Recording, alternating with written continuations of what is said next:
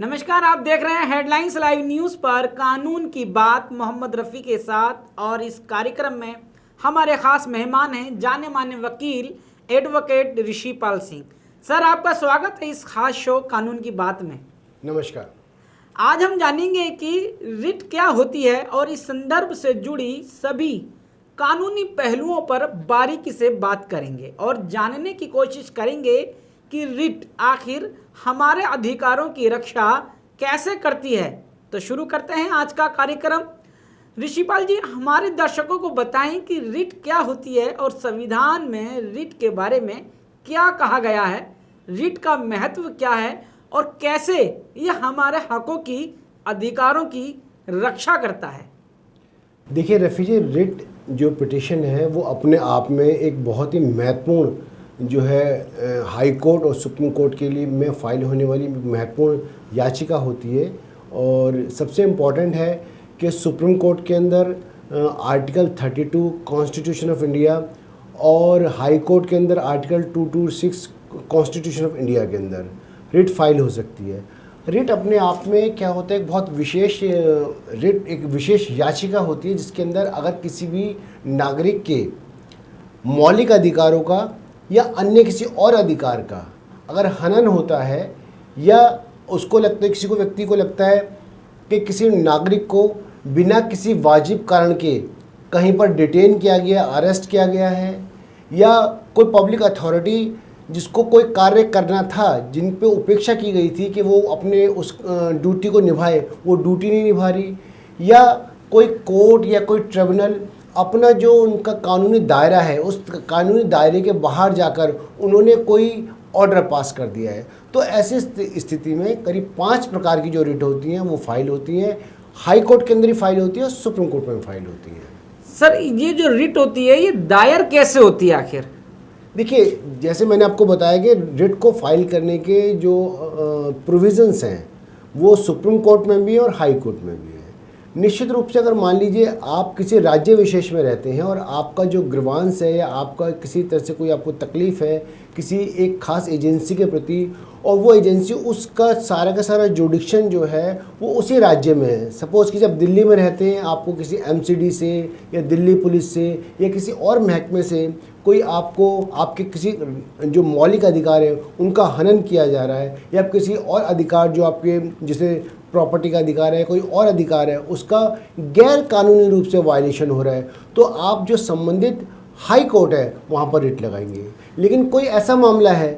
कोई ऐसी चीज़ है जिसके अंदर एक से ज़्यादा राज्यों के अंदर आपके जो हित है उनका हनन हो रहा है, तो ऐसी स्थिति में वो जो रिट है वो सुप्रीम कोर्ट के अंदर भी लगाई जा सकती है। आर्टिकल 32 और 226 के तहत याचिका कोर्ट में जब जाती है तो किस तरह से वो प्रभावी होती है? जैसे मैंने आपको पहले बताया, अगर आपका कोई भी जो आपका ग्रीवांस है या कोई आपका मसला है वो एक राज्य विशेष भर से, अब मान लीजिए आप उत्तर प्रदेश में रहते हैं और आपका गाज़ियाबाद में आप रहते हैं, नोएडा में रहते हैं, बुलंदशहर में रहते हैं, अलीगढ़ में रहते हैं, आगरा में रहते हैं, और कोई मसला वहाँ का और वहाँ की जो लोकल अथॉरिटी है या लोकल गवर्नमेंट से रिलेटेड है, लोकल गवर्नमेंट का मतलब है इवन यूपी गवर्नमेंट से रिलेटेड है, तो आप अपने राज्य में अपने राज्य का जो आपका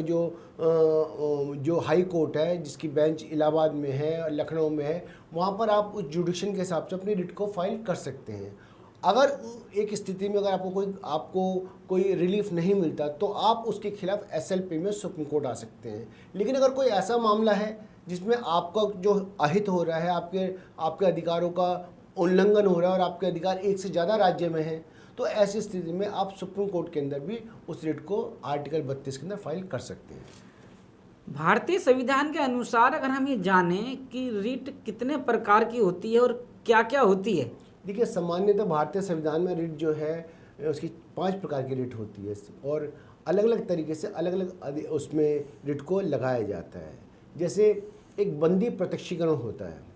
आपने पहले सुना होगा जब संविधान बना तो उससे पहले कई बार जो ब्रिटिश गवर्नमेंट जो है हमारे देश में राज करती थी, बहुत से लोगों को बिना किसी कारण के, जैसे कानून कहता है कि आप जो कानूनी प्रोविजंस हैं उन प्रोविजंस के चलते किसी व्यक्ति को आप अरेस्ट कर सकते हैं, किसी व्यक्ति के अधिकारों का हनन मतलब किसी को अरेस्ट किया, किसी व्यक्ति को डिटेन किया जाता है तो ऐसी स्थिति में उसके स्वतंत्रता का जो अधिकार है वो अधिकार कहीं ना कहीं उस समय सस्पेंड हो जाता है। तो अगर वो विधि के तहत है, कानून के द्वारा है, तो ऐसी स्थिति में वो हो सकता है। लेकिन अगर कोई विधि के तहत नहीं है, कानून के द्वारा नहीं है, तो ऐसी स्थिति में और किसी को डिटेन कर रखा है, तो आप उसकी स्थिति में जिसको हैबस कॉर्पस बोलते हैं या बंदी प्रत्यक्षीकरण बोलते हैं, उसके रिट लगा सकते हैं। उसमें आप जो हाई कोर्ट है वो उस संबंधित जो डिपार्टमेंट है उनको आदेश देगा कि आप उस व्यक्ति को जैसा है उसको वैसा का वैसा हाई कोर्ट में प्रोड्यूस कीजिए। ना केवल प्रोड्यूस कीजिए बल्कि जजमेंट ये कहते हैं वो उससे पूछा भी जाएगा उस एजेंसी के पास कि आपके पास क्या अधिकार था इस व्यक्ति को अरेस्ट करने का। अगर वो अपने रिप्लाई पहले देते हैं, उसमें बताते हैं हाँ भाई मान लो किसी ने अपराध किया जी, अपराध करने के बाद उसके खिलाफ FIR हुई, उसको अरेस्ट किया। बहुत जीवंत आपके सामने में उदाहरण है, संजय सिंह जी का उदाहरण है, जिससे आम आदमी पार्टी के जो नेता हैं, रिट जब उनको ED ने गिरफ्तार किया तो उन्होंने उनकी पूरी गिरफ्तारी का जो प्रोसीजर था और पूरी गिरफ्तारी जो उनको की गई उस सारे मामले को सीधा हाई कोर्ट के अंदर रिट के द्वारा उसको चैलेंज कर दिया कि मेरे खिलाफ कोई सबूत ही नहीं था और मेरी जो गिरफ्तारी है वो अपने आप में गैर कानूनी थी। तो ऐसे भी हम हाई कोर्ट के अंदर डायरेक्ट रिट लगा के हम जा सकते हैं। इसके अलावा रिट जो होती है जैसे परमादेश की रिट होती है जी, कोई एजेंसी जैसे MCD है, NDMC है या कोई और एजेंसी है जिनको कानूनी रूप से काम कोई ड्यूटी करनी थी और वो नहीं कर रहे, तो और आपको लगता है कि ये आपके कानूनी अधिकार है, मौलिक अधिकार है उनका, जिस एजेंसी को करना चाहिए। जैसे पोल्यूशन की बात होती है, पोल्यूशन एजेंसी जैसे मान लो आप सुप्रीम कोर्ट ने एक मामले में कहा कि दिल्ली की जो व्यवस्थाएं हैं, जो दिल्ली की जो गवर्नमेंट है या बॉडीज़ हैं, वो दिल्ली का जो मास्टर प्लान है उसको लागू करने में बहुत टाइम लगा रही है। तो ऐसी स्थिति में रिट के द्वारा हाई कोर्ट या सुप्रीम कोर्ट जो होता है, अलग अलग जिस तरह का मामला होता है, वो परमादेश दे सकते हैं कि हम आपको आदेश दे रहे हैं, आपको इस काम को इतने दिन में ऐसे करके उसको कंप्लीट कीजिए, ऐसा आदेश होता है। एक आदेश होता है जिसको हम सिरोरी बोलते हैं, उत्प्रेषण बोलते हैं, कि अगर कोई ट्रिब्यूनल है, कोई कोर्ट है, उसकी अपनी जुडिक्शन या अपनी कानूनी दायरा है, उससे बाहर जाकर कोई ऑर्डर पास कर दिया है, तो एक तरह से उसको हम बोलते हैं इलीगल ऑर्डर हो गया, अपने अधिकार क्षेत्र से बाहर जाकर कर दिया, तो भी आप रिट के अंदर उसमें जा सकते हैं। तो इस तरह कई तरह की रिट्स होती हैं, जब भी जैसे मामला होता है उस हिसाब से जो रिट है वो लगाई जाती है। क्या भारत में कोई विदेशी व्यक्ति भी रिट दायर कर सकता है? देखिए, जब हम बात करते हैं मौलिक अधिकारों की, तो कुछ अधिकार जो होते हैं जो नागरिकों के अधिकार होते हैं, लेकिन कुछ अधिकार मौलिक अधिकार होते हैं, वो हर इंसान के अधिकार होते हैं। जैसे मान लीजिए स्वतंत्रता का अधिकार है, या मान लीजिए जो न्याय के समक्ष जो किसी ने अगर अपराध किया है, तो चाहे विदेशी हो और चाहे देशी हो, दोनों व्यक्तियों को वो अधिकार, तो बहुत सारे ऐसे अधिकार होते हैं जो विदेशी नागरिकों को भी प्राप्त है। तो अगर उनका वायलेशन होता है तो ऐसी स्थिति में विदेशी नागरिक भी, अगर मान लो किसी विदेशी को गैर कानूनी रूप से अरेस्ट कर लिया,